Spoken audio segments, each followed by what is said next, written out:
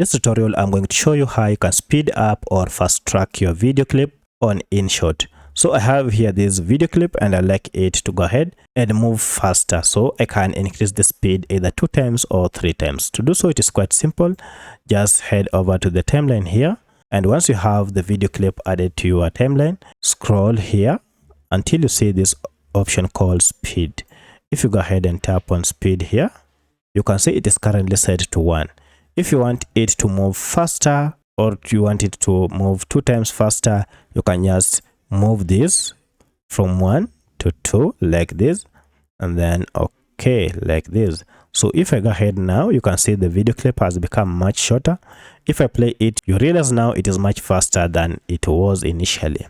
If you want to make it slower, it means you have to reduce the speed beyond the standard, which is 1. So I'll go to negative here, and then I'll reduce it to up to 0.2, and then okay, and it will be much slower and longer, as you can see here. So if we go ahead and play it now, look at that, the video is much slower. So that's how you speed up or slow down your videos using InShot app.